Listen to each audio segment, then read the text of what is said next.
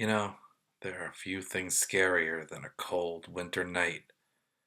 Well, one thing scarier would be a cold winter night filled with zombies. Today, on Never Enough Gaming, we're going to be talking about one of my favorite Halloween themed games. One that's filled with zombies, filled with survivors, and there might be a traitor amongst you. Today, we're discussing Dead of Winter.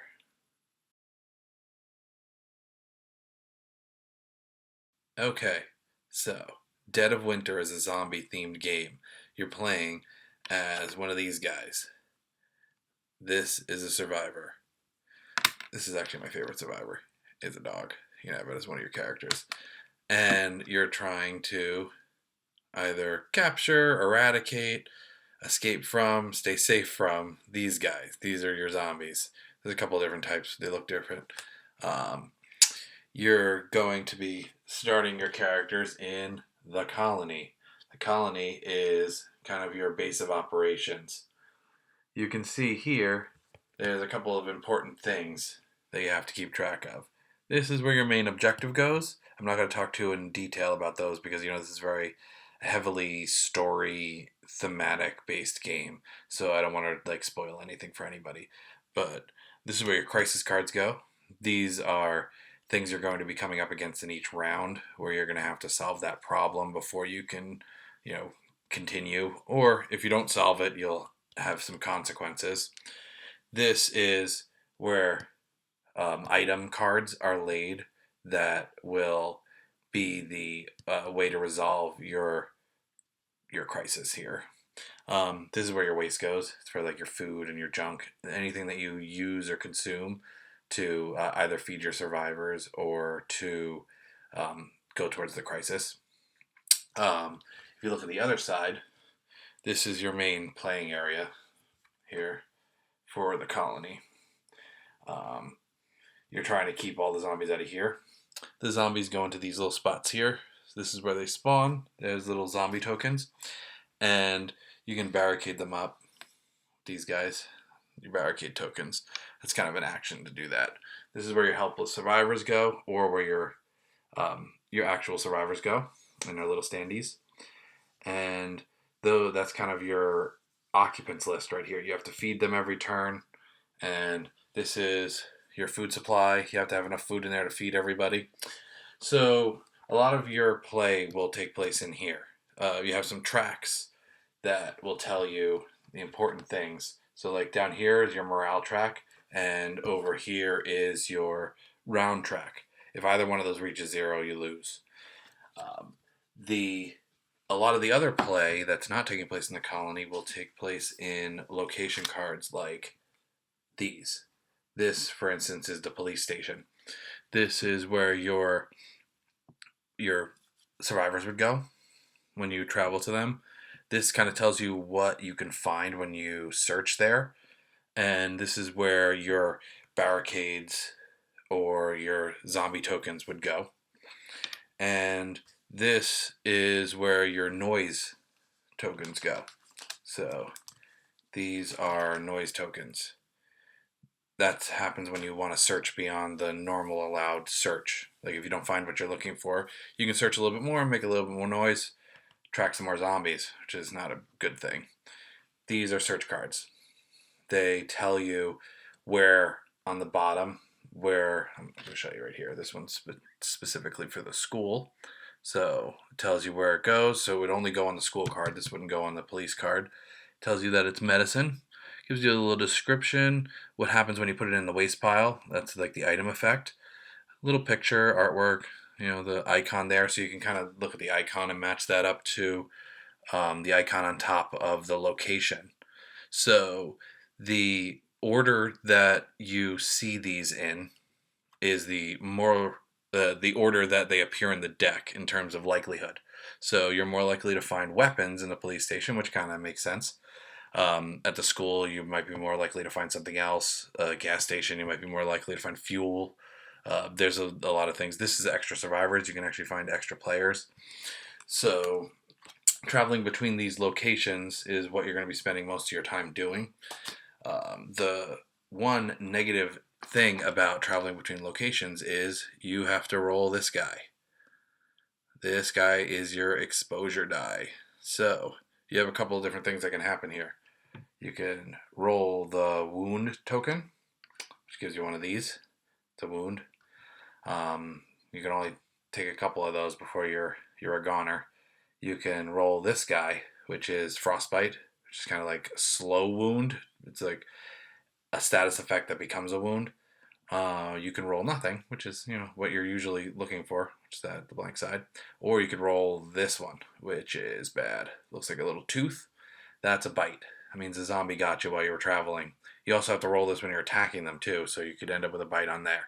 Now the reason why the bite is bad is gets your character and it can spread to other characters. So you really don't want that one.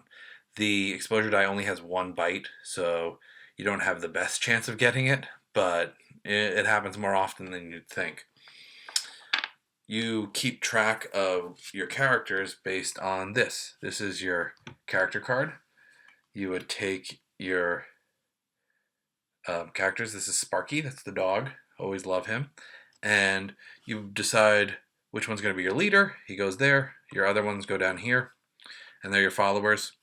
The information that you have on this is how your turn can work and how your round goes. So it kind of gives you the order on how to play everything. And on this side, you have your secret objective. Secret objective is drawn in the beginning of the game, and it's individual per person. So you like this one. This is the only one I'll show. I don't want to spoil anything else, but this is your main objective is complete. So you completed your main objective card, which would be whichever one you chose in the beginning of the game. So it could be like collecting a certain amount of survivors, or it could be capturing a certain amount of zombies. So you can try and find a cure or something, whatever there's a bunch of them. So whichever that happens to be, you completed that. And this one's the hoarder. So you also personally win if you have more cards in your hand than any other player.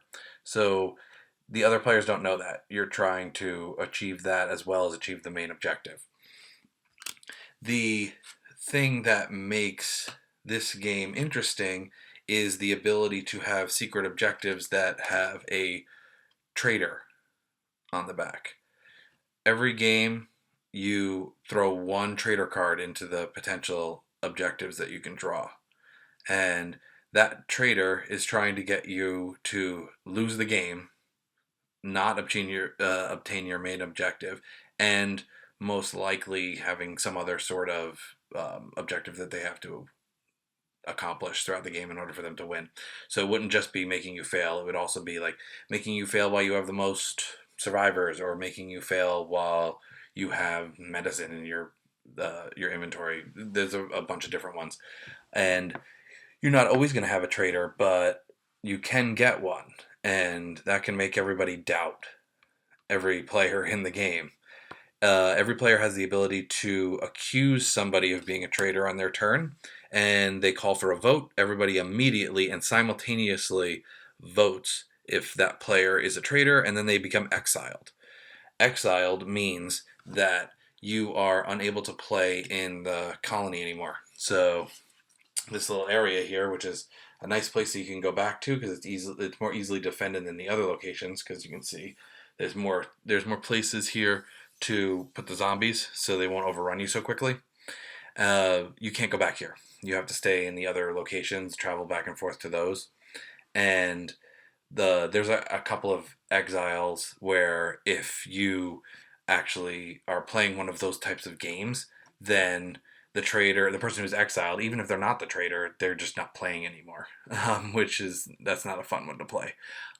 Because then the person's just sitting around waiting for you to finish. And I've been in a couple of those games, and they're not fun for the people who end up getting exiled. So how you play the game is as follows.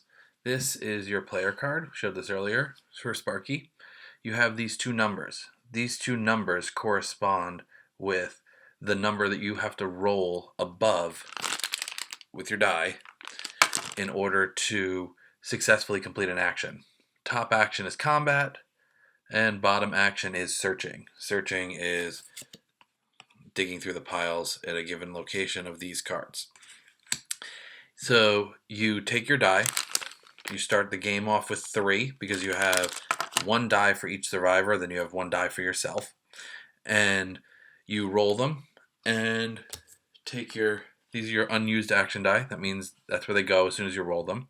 And then once you assign them to a specific action, you move them over to your used action die. When you use an action die, you apply it to a specific ability. So in this one, say you rolled a 3. Say you rolled a 3, and a 4. You could apply all of those die to any of these rolls. So you could be like, I want to search 3 times, or I want to attack 3 times. But remember, every time you attack a zombie, you got to roll the exposure die. There are some survivors that would allow to mitigate that, so they can not roll the exposure die. But most of them, you have to roll the exposure die. So you can apply those towards that. Some survivors have an ability down here, like this one doesn't have an ability that requires a die roll, but some of them do.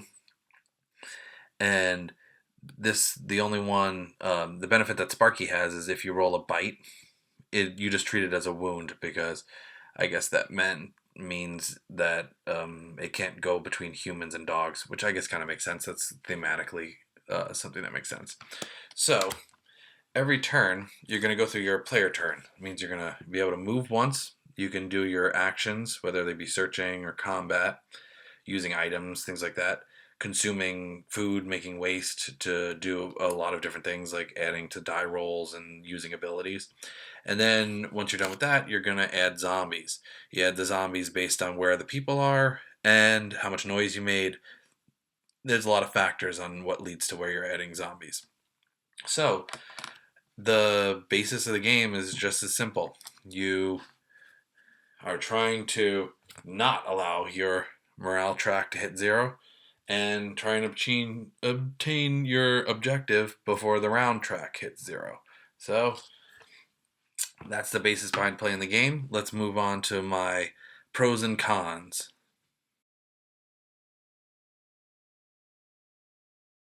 Okay, let's start it off with pros. I think a big thing for this game and that it's got going for it is it's got really nice artwork. I think it's very thematic. You can kind of see here the artwork on it. Like the characters designs are really cool. They're all unique. They all fit their abilities, and that's something that you like looking at good artwork when you're playing a game, and it helps you immerse yourself in this theme. And zombie themes and the kind of winter aesthetic that it's got going with it is it's a fun theme. So you kind of want something that's immersive, and I feel like zombies in general are something that you want to immerse yourself in. Something, it's creepy, it's tense, it's not something that's particularly light. Some of the subject matter that's on some of the thematic cards is heavy. There's like drug use and violence, and some of them, none of them are particularly graphic, but they do have like an air to them of heaviness, which is cool when you're playing, and you and your friends can kind of get washed over with all those elements. I really like that.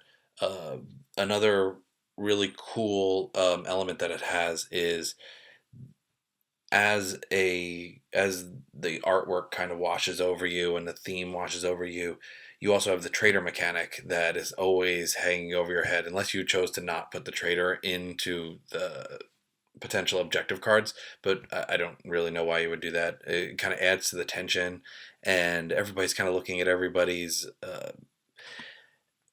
actions and analyzing things and trying to determine who the traitor is. So like when you have your crisis and say like it's bandits or something, like bandits need food, and so you need to get a certain amount of food beyond what you need in the food supply to feed all your people. You need food to give to the bandits, and you have to put all that food in here. So all the food gets put in here secretly. So you can put cards, you'd be like, oh, this is 2 food, and I put 2 food in there, or this is 1 food, and I put that in there. And everybody puts in their contributions or doesn't put in their contributions based on what they have or don't have or want to say that they have.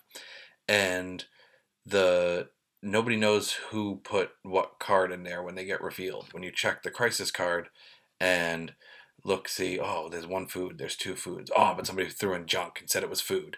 So then it's kind of like, well, who's the traitor? And you don't know, and everybody kind of side eyes everybody. So it's very tense, and that can that leads to like an enhancement of that air of tension and atmosphere that you kind of have going on at the table. Um, the I always like the trader aspect in any games. It's always kind of a strong thematic element. If you played this game or you played something like Shadows over Camelot, uh, and then you have like the tension and something like Betrayal. Betrayal at House on the Hill has a trader mechanic as well, and this one's probably the most interesting, I think, in terms of trader mechanics that I've played, or at least it's my favorite one because you know that you're the traitor from the very beginning, unlike Betrayal where it's revealed partway through and nobody knows who's going to become the traitor. In this one, you know you're the traitor, and you can kind of act in a way where it's like I want to sabotage, but I don't want to sabotage too much. I don't want to out myself because then I'll be exiled and it'll be significantly harder for me to win because I won't be contributing. I won't be doing these things. Um, the You kind of want to throw shade at other people to see if they're going to be outed as the traitor, and then once they're exiled, it's going to be a lot easier for you to win if you can get actual like good players exiled. And the with that, the fact that you can exile people and have the ability to exile the wrong people is interesting, and I like that. The I think another cool aspect that this has going for it is the Crossroad cards. You can see on the box it says it's a Crossroad game, and that means there's these like storyline cards. I'm not going to reveal anything about these, but they give you kind of options, and it's different ways that your character can go. It's different things that can trigger them, and there's there's a heavy thematic and storyline element behind these Crossroad cards. So like you have to make a decision, like an option one or an option two, and a lot of them have moral implications, which is interesting and adds to the theme.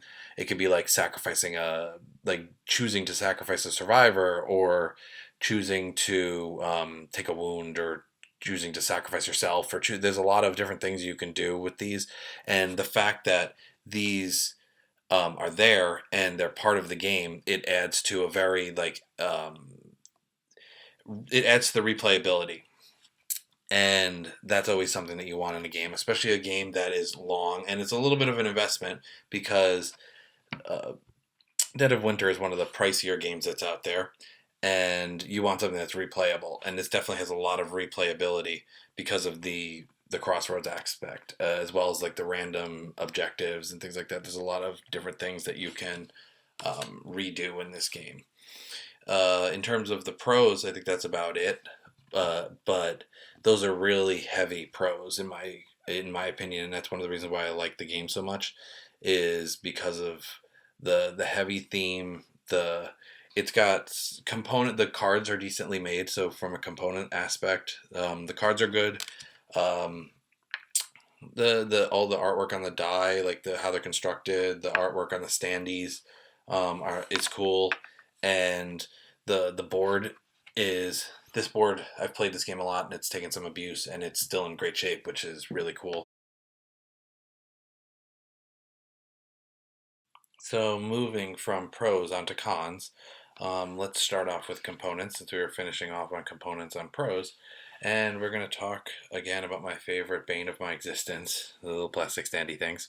The little plastic stands go on the bottom of the player standees. So you put that on there, and they always mess up the bottom. You can see how kind of messed up it is. This one actually broke, so I had to kind of put it together and glued it. I thought I did a decent job, but the fact that that can happen as easily as it was able to for somebody who takes really good care of his games, it's kind of annoying, and getting it off is kind of annoying. The components, for the most part, like I like the artwork, but just the fact that those standees and stuff aren't put together very well. I wish there was a little bit more variety in the zombies. They're basically kind of there's only a couple of them. I do like this though. This is cool because it's like probably the coolest first player marker you're going to see in any game. In terms of the actual gameplay, some of the cons are the game is 2 to 5 players, but it doesn't really scale well low. If you're playing with 2 people, it's hard to win. I don't think I've won with 2 players, and like we've always either ran out of morale, we failed crises. It's hard to kind of like accomplish things when you're playing with 2 players. And if you're playing with five, if you're above 3 or 4, the game's going to kind of start to drag. It's not as bad as if you had like a game that would last up to 8 people, but this one only can go up to five. So I think that was a good cutoff because five starts to stretch it. Um, Another thing that can be annoying if you randomly draw your exiles and you end up with one of the exile cards that makes you just kind of sit there and watch your friends play the rest of the game. If you get exiled, like you don't get to keep playing, that's kind of annoying. But there's only a handful of them in there, and if you don't like those, then I would just suggest not playing with them. Uh, so as you can tell, like with the cons, they're far outseated by the pros. This is a game that I really like, and if we're gonna go into final thoughts, I think my final thoughts would have to be that this is a really heavily thematic game, and it's one that you can get a lot of replayability out of it, and it's if you like zombies, it's kind of a must play. It's kind of the if you're a big Walking Dead fan, this is kind of like Walking Dead the game.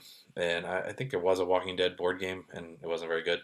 But this is you're kind of the zombies are there, but you're really facing the other survivors and facing the challenges and the robbers and the different things that you have to come up against. The zombies are kind of a threat that you have to deal with every turn, obviously, and they can overrun you and they can really wreck your game. There's a lot of ways to lose when you have to check at the end of the turn if you succeeded the crisis, or you have to manage your morale and take out your empty your trash. All those things can kind of sneak up on you really fast. You could be like tackling one challenge and then having to worry about, oh, I made too much trash, or I made too much noise, or I didn't get enough resources for this challenge, or I triggered this crossroad. There's a lot of things that can make you lose the game. But in unlike a game like say Eldritch Horror, where you play for like 2.5 hours and then you could just all of a sudden lose in one turn, I feel like if you come up against a challenge that's really hard in this game, they give you options to try and mitigate it. I've come up with a lot of them where I'm like, I don't know how I'm gonna beat this. How are we gonna beat this crisis? And you can move to a specific location, get a lucky search, or make some extra noise, or draw some zombies to you to save somebody so they can search in the right location, or prevent somebody from getting overrun. There's a lot of different ways you can kind of mitigate the fact that you can lose in a lot of different ways. And if I'm gonna give it a final score, I'm probably gonna give it. Oh, my highest score yet. I think I'll give it a. I think I'm gonna give it an 8.5, maybe a 9. I can stretch it to a 9. I really like this game. I love the artwork. I'm a big fan of zombies, and I think if you like any of those things, good artwork, zombies, Walking Dead, a heavily strategic or thematic game, or one that has a trader mechanic. If you like any of those things, it's a must buy. We're gonna have a link down below. Click on it. It kind of shows you where you can get this game. No extra cost to you, but really helps out the channel, and I always appreciate it. Thanks for joining me again on another episode of Never Enough Gaming. I'm Jeremy, and I'll see you in the next one.